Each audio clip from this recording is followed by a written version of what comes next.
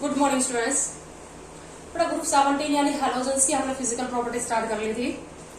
तो एक जो इम्पोर्टेंट फिजिकल प्रॉपर्टी ग्रुप 17 की यानी हैलोजन की जो रहती है वो है हैलोजन जो होते हैं वो कलर्ड होते हैं। मैंने आपको कलर भी बताया था। तो हमें रीजन करना है व्हाई हैलोजेंस आर कलर्ड, और इन हैलोजन का ये जो डिफरेंट कलर आ रहा है इसकी क्या वजह है, व्हाई हैलोजेंस आर कलर्ड।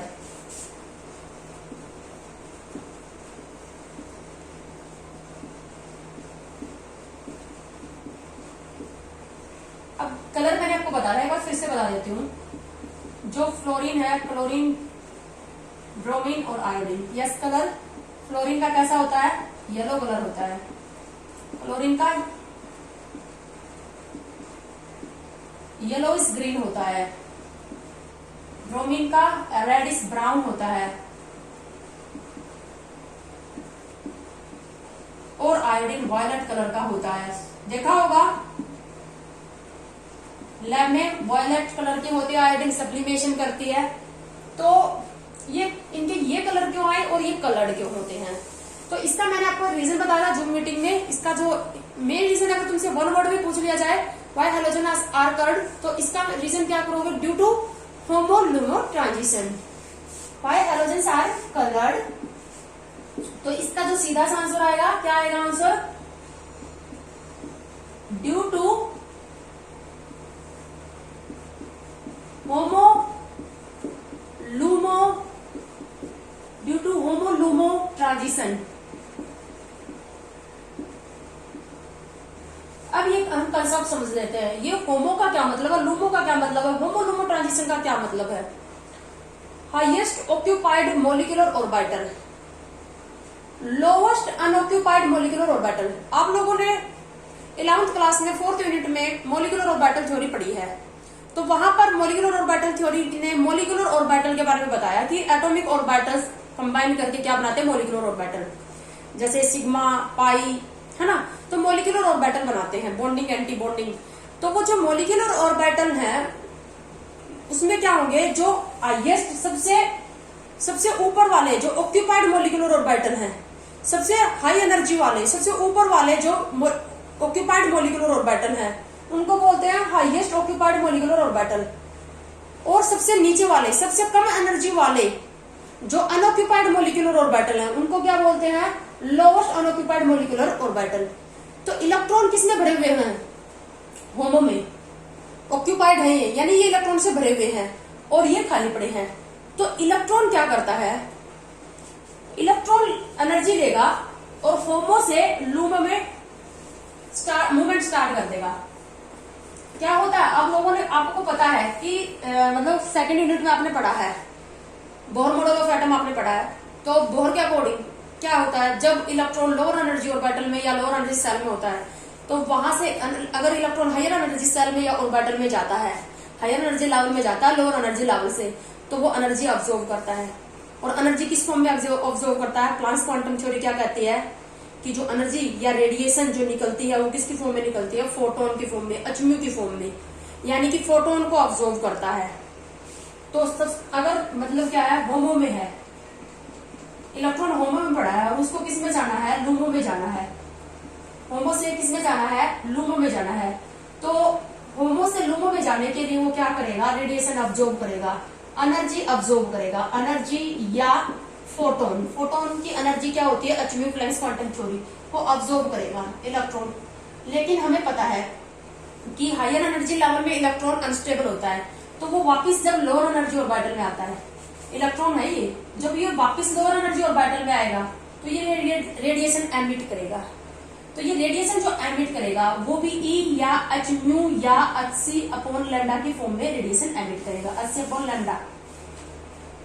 तो इन हैलोजन के अंदर जो वैलेंस इलेक्ट्रॉन जो होते हैं, वैलेंस सेल के जो इलेक्ट्रॉन होते हैं, जब वो लूमो से वापस होमो में आते हैं, तो वो जो एनर्जी एमिट करते हैं उनकी जो फ्रीक्वेंसी और जो वेवलेंथ होती है वो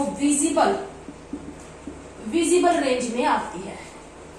और अगर कोई सब्सटेंस जो रेडिएशन एमिट कर रहा है वो विजिबल रेंज में एमिट करेगा, और जो रेडिएशन एमिट कर रहा, जो फोटोन एमिट कर रहा, जो एनर्जी एमिट कर रहा है, उसकी वेवलेंथ और फ्रीक्वेंसी अगर विजिबल रेंज में आएगी तो वो हमें क्या होगी, विजिबल दिखाई देगा वो हमें, यानी कि हमें कलर दिखाई देगा, उसका कलर दिखाई देगा। ठीक है, तो जिस फ्रीक्वेंसी, जिस वेवलेंथ की रेडिएशन अब्सॉर्ब करेगा, जिस फ्रीक्वेंसी या जिस वेवलेंथ की रेडिएशन अब्सॉर्ब करेगा या जिस फ्रीक्वेंसी या वेवलेंथ का कलर अब्सॉर्ब करेगा और जो ट्रांसमिट करेगा, ये है ट्रांसमिटेड। जिस वेवलेंथ या फ्रीक्वेंसी का कलर क्या होगा, ट्रांसमिट, तो हमें कलर कौन सा दिखाई देगा, जो ट्रांसमिट करेगा वो। तो कुछ वेवलेंथ या फ्रीक्वेंसी के कलर को तो वो क्या कर लेगा, अब्सॉर्ब, और जिनको वापस आते वक्त ट्रांसमिट करेगा, ये होता है अब्सॉर्ब्ड और ये होती है ट्रांसमिटेड। तो वापस आते वक्त जो रेडिएशन इसने, जो एनर्जी इसने एमिट की, उसकी फ्रीक्वेंसी और वेवलेंथ जिस कलर के कोरस्पॉन्ड होगी वो हमें दिखाई देगी। हमें ट्रांसमिटेड लाइट दिखाई देती है। ठीक है, तो हैलोजन के केस में क्या होता है, जब इलेक्ट्रॉन लूमो से होमो में आता है तो वो क्या करता है, विजिबल लाइट से रिलेटेड, मतलब जो एनर्जी रेडिएशन एमिट करता है वो किस में आएगी, विजिबल लाइट में आएगी। विजिबल लाइट के जो साउंड कलर होते हैं उनमें लाई करेंगी, इसीलिए ये हमें कलर दिखाई देते हैं। ठीक है, इसका कारण ये है। अब हम ये देखना चाहते हैं कि ये होमो और लूमो आखिर, मतलब हम इनकी कॉन्फ़िगरेशन लिखेंगे। इसकी कॉन्फ़िगरेशन हम लिख लेते हैं, सबसे हम फ्लोरीन की कॉन्फ़िगरेशन लिख लेते हैं। फ्लोरीन की कॉन्फ़िगरेशन, तो फ्लोरीन में क्या होता है, 18 इलेक्ट्रॉन है। फ्लोरीन का एटॉमिक नंबर 9 है, तो अप टू में इलेक्ट्रॉन कितने हैं, 18। अब हम मॉलिक्यूलर ऑर्बिटल्स को भी अबो प्रिंसिपल को भी फॉलो करते हैं, ये मॉलिक्यूलर ऑर्बिटल, जैसे एटॉमिक ऑर्बिटल अबो प्रिंसिपल को फॉलो करते हैं, वैसे ही मॉलिक्यूलर ऑर्बिटल भी अबो प्रिंसिपल को फॉलो करते हैं, यानी कि इनमें भी इलेक्ट्रॉन इंक्रीजिंग एनर्जी लेवल में भरे जाते हैं। पहले लोअर एनर्जी, तो इनको हम इंक्रीजिंग एनर्जी लेवल में अरेंज कर लेते हैं। सबसे कम एनर्जी किसकी होती है, sigma 1s, then sigma star 1s, उसके बाद एनर्जी किसकी आती है, sigma 2s, then sigma star 2s, उसके बाद सिग्मा 2p z, उसके बाद एनर्जी किसकी आ जाती है, pi 2px is equal to pi 2p y। फिर एनर्जी किसकी टर्न आ जाती है, इनके एंटी बॉन्डिंग की आ जाती है, pi star 2px is equal to pi star 2p y, और सबसे ज्यादा एनर्जी किसकी होती है, सिग्मा स्टार 2p z की। ये 9th क्लास में आप मॉलिक्यूलर ऑर्बिटल थ्योरी में पढ़ चुके हो। एक ऑर्बिटल में मैक्सिमम इलेक्ट्रॉन कितने होंगे, 2। तो हमें क्या करना है, अब तो इलेक्ट्रॉन कितने हैं, 18 इलेक्ट्रॉन को अगर हम भरे तो 2 4 6 8 10 12 14 16 और ये 18, 18 इलेक्ट्रॉन को हमने भर दिया। अब जो भरे हुए हैं, सबसे हाई एनर्जी के जो ऑक्यूपाइड मॉलिक्यूलर ऑर्बिटल है वो पाई स्टार 2px और पाई स्टार 2py है ना, तो ये क्या है, ये क्या है, होमो, हाईएस्ट ऑक्यूपाइड मॉलिक्यूलर ऑर्बिटल। सबसे ज्यादा एनर्जी के जो भरे हुए मॉलिक्यूलर ऑर्बिटल हैं वो है हाईएस्ट ऑक्यूपाइड मॉलिक्यूलर ऑर्बिटल। और लूमो कौन है, पाई स्टार 2pz, यानी कि हमारे पास क्या है, ये पाई स्टार 2px और पाई स्टार 2py। अब क्लोरीन के केस में क्या हो जाएगा, ये 3px 3py हो जाएगा, ये 3pz हो जाएगा। वैलेंस सेल का नंबर ब्रोमीन के केस में ये 4p हो जाएगा, आयोडीन के केस में 5p, सिर्फ अन का नंबर बदलेगा ना, इसलिए मैं यहाँ पर जनरल केस लिख रही हूँ, क्योंकि हम इनमें सभी हैलोजन का करना है। तो यहाँ पर pi star npx, pi star npy, और यहाँ पर ये हमारे पास क्या हो जाएगा, सिग्मा स्टार npz। तो ये तो है हमारे पास होमो और ये है हमारे पास क्या, लूमो। तो इलेक्ट्रॉन इसमें भरे हुए हैं।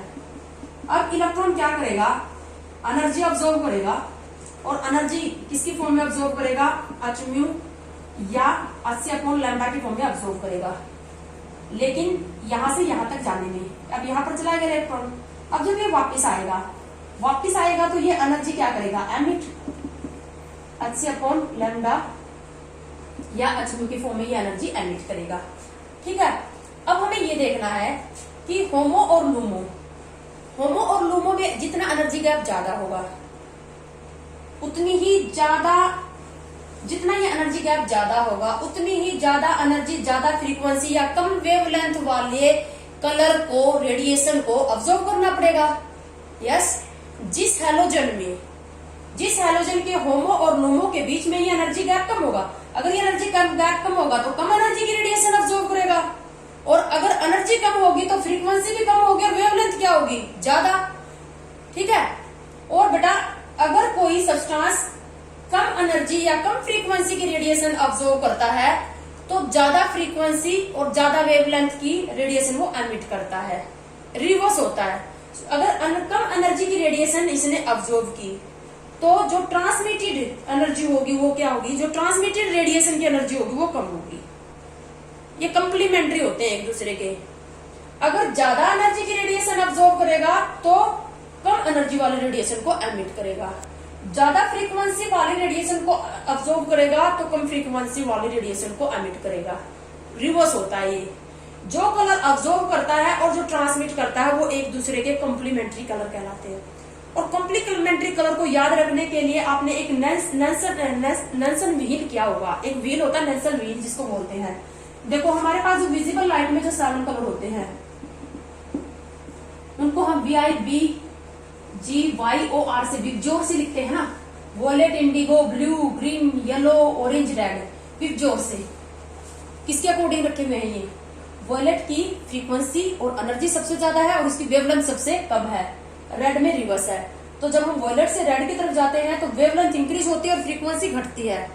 तो सबसे ज्यादा एनर्जी और सबसे ज्यादा फ्रीक्वेंसी किसकी है?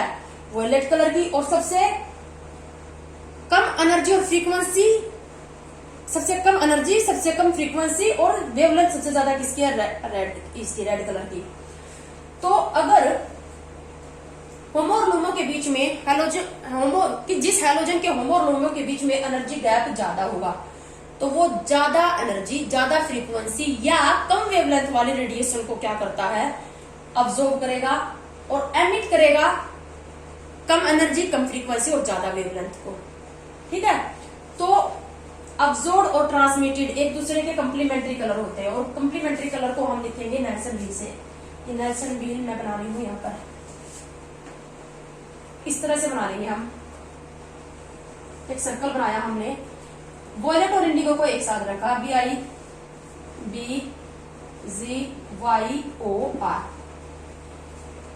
इस तरह से क्रॉस लगाएंगे कि एक क्रॉस में हमारे पास 2 कलर आ जाए,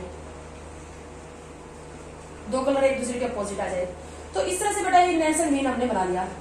VIBG, ये G है हमारे पास। जो 2 कलर एक दूसरे के अपोजिट डायरेक्शन में दिखा रहे हैं वो एक दूसरे के कंप्लीमेंट्री कलर है। मतलब अगर कोई सब्सटेंस वॉयलेट इंडिगो कलर को ऑब्जर्व कर रहा है तो वो ट्रांसमिट किसको करेगा? येलो को। तो येलो दिखाई देगा। वॉयलेट को ऑब्जर्व करेगा तो कैसा दिखाई देगा?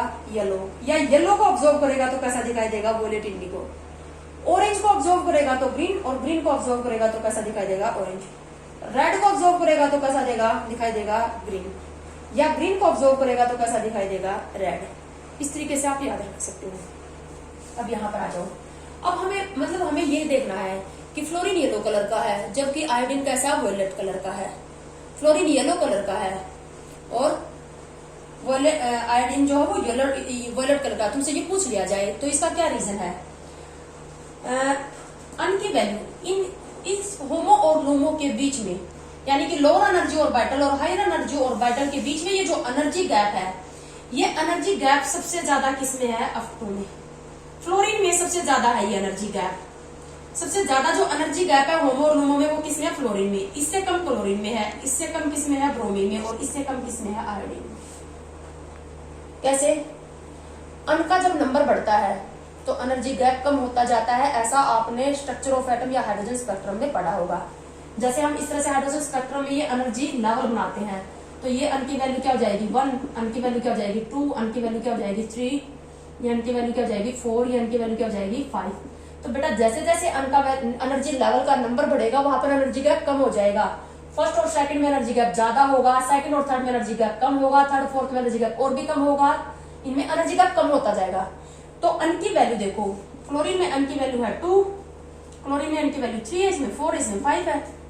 तो यहाँ पर की वैल्यू कम है तो एनर्जी गैप ज्यादा है। लोअर एनर्जी और हायर एनर्जी के बीच में एनर्जी गैप क्या होगा, ज्यादा। अगर यानी कि फ्लोरीन में होमो और लुमो के बीच में एनर्जी गैप सबसे ज्यादा है और आयोडीन में एनर्जी गैप सबसे कम है। यानी कि फ्लोरीन में इलेक्ट्रॉन को होमो से लुमो में जाने के लिए सबसे ज्यादा एनर्जी वाली रेडिएशन को ऑब्जर्व करना पड़ेगा। फ्लोरीन के केस में इलेक्ट्रॉन को होमो से लुमो में जाने के लिए सबसे ज्यादा एनर्जी, सबसे ज्यादा फ्रीक्वेंसी या सबसे कम वेवलेंथ वाली रेडिएशन को ऑब्जर्व करना पड़ेगा। तो वो जो एमिट करेगा वो कम एनर्जी वाली रेडिएशन होंगी, कम एनर्जी, कम फ्रीक्वेंसी, कम और ज्यादा वेवलेंथ वाला कलर होगा। इसीलिए फ्लोरीन येलो दिखाई देता है। क्योंकि फ्लोरीन येलो क्यों दिखाई देता है, क्योंकि फ्लोरीन के केस में फ्लोरीन ऑब्जर्व को किसको करेगा, वॉयलेट कलर को ऑब्जर्व करेगा। वॉयलेट की फ्रीक्वेंसी सबसे ज्यादा है ना, फ्रीक्वेंसी सबसे ज्यादा होगी तो एनर्जी भी क्या होगी, सबसे ज्यादा। क्योंकि फ्लोरीन में क्या है, होमो और लोमो के बीच में एनर्जी गैप सबसे ज्यादा है। एनर्जी गैप सबसे ज्यादा है तो सबसे ज्यादा एनर्जी या सबसे ज्यादा फ्रीक्वेंसी वाले कलर को इसने ऑब्जर्व किया। तो फ्लोरीन ने ऑब्जर्व कौन से कलर को किया, वॉयलेट को, और दिखाई कौन सा देगा, येलो।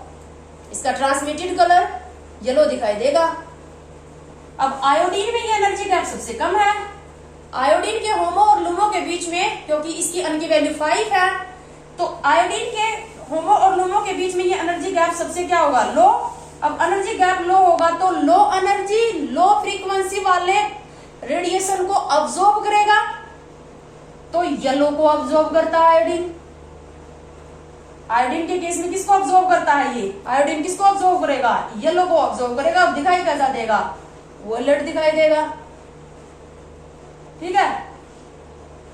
अब इसके केस में हमारे पास क्लोरीन के केस में वो हमें रेड, क्लोरीन जो होती है वो ब्लूइश ग्रीन दिखाई देती है, ब्लूइश ग्रीन कलर की दिखाई देती, सॉरी हमारे पास येलोविश ग्रीन कलर की दिखाई देती है।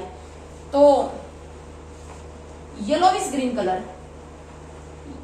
तो क्लोरीन में क्या होता है, एनर्जी गैप क्लोरीन के कंपेयर में थोड़ा कम होता है, तो इससे कम वेवलेंथ वाली रेड वगैरह को ऑब्जर्व कर लेता है। अब रेड को ऑब्जर्व करेगा तो येलोविश ग्रीन दिखाई दे जाएगा हमें। ठीक है। रेडिश ब्राउन दिखाई देगा ब्राउन के केस में। तो रेडिश ब्राउन कैसा, इसका मतलब ब्लू को ऑब्जर्व करता है, तब वो रेडिश ब्राउन दिखाई देता है। तो ये था हमारे पास जो हैलोजन होते हैं वो कलर्ड क्यों होते हैं। कोई भी सब्सटेंस कलर्ड कब होगा, जब वो इसके इलेक्ट्रॉन हायर एनर्जी लेवल से लोअर में जब आएंगे तो जो रेडिएशन एमिट करेंगे अगर वो विजिबल रेंज में आ जाती है, जो फ्रीक्वेंसी और जो एनर्जी या रेडिएशन एमिट करते हैं उनकी फ्रीक्वेंसी और वेवलेंथ अगर विजिबल लाइट में आ जाती है तो वो कलर्ड होंगे। और इनके कलर का डिफरेंट कारण होने का ये कारण भी हमने कर लिया, होमो-लुमो ट्रांजिशन। तो ये हमारा इंपॉर्टेंट टॉपिक था आज का, व्हाई हैलोजन आर कलर्ड। इसके साथ साथ हमने फिजिकल प्रॉपर्टी को भी कंप्लीट कर लिया।